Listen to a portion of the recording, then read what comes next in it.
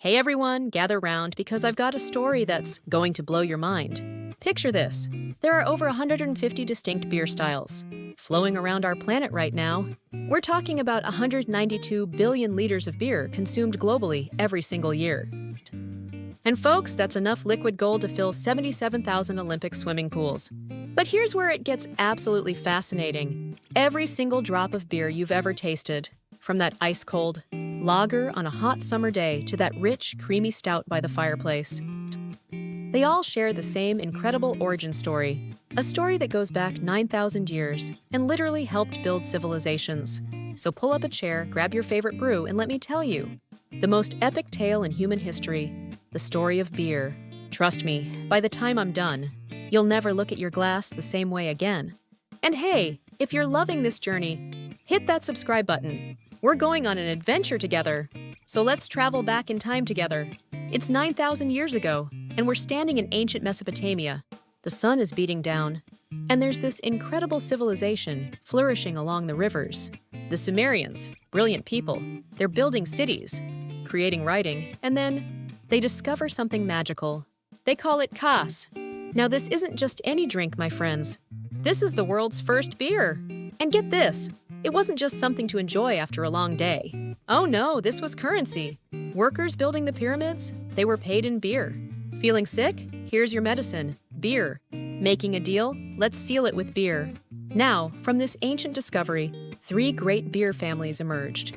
Think of them as the founding fathers of everything we drink today. First, we have the ales, the wild, passionate rebels. Then came the lagers, the precise, methodical perfectionists. And finally, the hybrids, the innovative rule breakers. Every beer story, from your local pub to the fanciest craft brewery, begins with these 3 families. Let me introduce you to each one. Now, let me tell you about the ales. These are the rebels of our beer story. Picture this. It's medieval England, and brewers are working with wild, untamed yeast that loves warm temperatures. These yeasts are like passionate artists. They ferment at the top of the barrel, creating bold, complex flavors that practically dance on your tongue. If ales were people, they'd be the life of the party. Loud, expressive, impossible to ignore. Brown ales, the humble heroes, 1600s England. Let me paint you a picture of 1600s England. Times are tough, ingredients are scarce, but brewers create something magical. Brown ales, these beauties taste like liquid bread, with notes of caramel and nuts. They're only 4 to 6% alcohol, but here's where people get it wrong. Everyone thinks dark beer means strong beer, right? Wrong! Many of these brown ales are actually weaker than those pale, innocent-looking IPAs sitting next to them. Mind blown, right? And when you pair brown ales with roasted beef or chocolate cake, chef's kiss, pure magic. India Pale Ales, the epic journey, 1780s British Empire. Now here's where our story gets really exciting. Picture the British Empire at its peak. Ships sailing to India, carrying precious cargo. But there's a problem: regular beer spoils on the long journey. So what do clever British brewers do? They create a beer so hoppy, so bitter, so loaded with preservatives that it could survive a 3-month voyage around the world. They called it India Pale Ale, and folks, this beer was like armor, protecting itself with walls of hops. But here's the kicker that'll shock you. IPAs weren't invented in India. They were invented for India. The beer never saw Indian soil until it arrived in a British sailor's belly. Today, when you bite into spicy Indian curry and wash it down with an IPA, you're literally tasting history. The marriage of hop preservation and spice that shaped an empire. Stouts, the Dark Knight's 1700s Ireland. And then, the Irish gave us stouts. These dark, mysterious brews taste like morning coffee. Had a baby with chocolate cake. Arthur Guinness. Now there's a man who knew what he was doing. In 1759, he signed a 9,000-year lease on his brewery. 9,000 years! That's confidence, people! And here's something that'll surprise you. Researchers at the University of Wisconsin found that these dark beauties are packed with more antioxidants than light beers. Those roasted malts aren't just for flavor. They're little health warriors. You know what's beautiful about ales? They're like that friend who wears their heart on their sleeve. What you see is what you get. Bold, honest, and unforgettable. Now, let me tell you about the lagers. The complete opposite of our ale friends.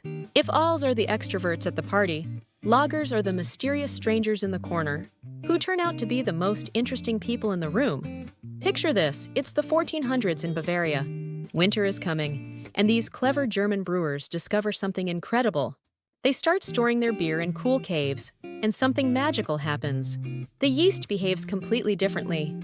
It sinks to the bottom, works slowly, methodically, creating these incredibly clean, crisp flavors. Lagers are the perfectionists of the beer world. They ferment at ice-cold temperatures, taking their sweet time to create liquid poetry. Pilsner, the Golden Revolution, 1842 Czech Republic. Now here's a story that'll make you appreciate that golden beer in your hand. It's 1842 in the Czech town of Pilsen. The townspeople are fed up with cloudy, inconsistent beer. So they hire a Bavarian brewer named Josef Groll. This man creates something the world had never seen.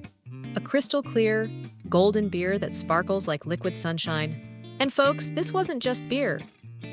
This was a revolution. Pilsner becomes the template that breweries worldwide try to copy. But here's what most people don't know. When someone says, "I'll have a regular beer," they're actually asking for a Pilsner. Those mass-market beers? They're all trying to be Pilsners. But most of them are like karaoke singers trying to hit Adele's high notes. Pair a real Pilsner with fresh seafood or a light salad, and you've got a match made in heaven. Clean, refreshing, perfect. Märzen Oktoberfest, the seasonal celebration, 1500s Germany. Let me take you to 16th century Germany, where brewers faced a seasonal challenge. They could only brew during cooler months. So in March, in German, they'd brew extra strong, extra malty beer and store it in caves until October. When October came around, it was time to celebrate. The whole town would gather, drain those caves, and party like it was 1599. This tradition became Oktoberfest, and that toasted bread, caramel flavor we associate with it, that's the taste of centuries of German engineering and patience. And here's something fascinating. A 2019 study found that lager drinkers absorbed minerals, like magnesium and potassium, better than ale drinkers. Those patient, methodical brewing processes actually make nutrients more available to our bodies. Now, this is where our story gets really creative. Picture the California Gold Rush, 1800s, everyone's rushing west. And there's this brewer who's got a problem. He's got lager yeast, but no way to keep it cold. So what does he do? He says, screw the rules, and ferments lager yeast at ale temperatures. The result? Steam beer? A completely new style that's fruity like an ale, but clean like a lager. It's like jazz music in a beer glass. And then there are wheat beers, ancient grains with modern twist, German Hefeweizens that taste like banana bread, Belgian wit beers with hints of orange peel and coriander.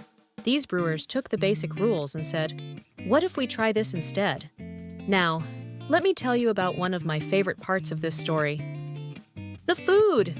Beer and food pairing isn't just throwing any drink with any meal. Oh no, this is science, art, and pure deliciousness rolled into one. There are 3 rules. Complement, match the intensity, contrast. Opposite flavors that dance together and cleanse. Use beer to reset your palate. Picture this, you're in a German beer hall. Massive pretzel in one hand, cold Märzen in the other. The toasted bread flavors in the beer echo. The pretzel perfectly. That's complimenting. Or imagine spicy buffalo wings with an ice-cold IPA. Those hops cut through the heat like a refreshing breeze. That's contrast at its finest. Take me on a trip around the world. British ales with fish and chips. Belgian wheat beers with mussels. American IPAs with barbecue. Each pairing tells a story of culture, climate, and centuries of delicious trial and error. Let me put this whole story into perspective for you. Right now, as I'm speaking to you, China is producing 38.4 billion liters of beer annually. That's enough to supply every person on Earth, with 5 liters each year, just from one country. The United States is brewing 24.5 billion liters. Germany, the masters. We've been talking about 8.2 billion liters. But here's what's really exciting. We're living through a craft beer revolution. There are over 19,000 breweries worldwide, and that number is growing by 8.8% every year.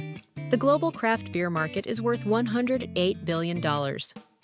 That's more than the GDP of many countries. And you know what's beautiful? People are getting smarter about their drinking. Low-alcohol beers are growing 25% annually. Gluten-free options are now a $1.2 billion market. Non-alcoholic beer consumption is up 40% since 2020. People want to be part of the beer story without all the alcohol, and that's fantastic. If you enjoyed this journey through beer history, smash that subscribe button and ring the notification bell. We're going to explore more fascinating stories about the drinks and foods that shape our world. Until next time, cheers everyone!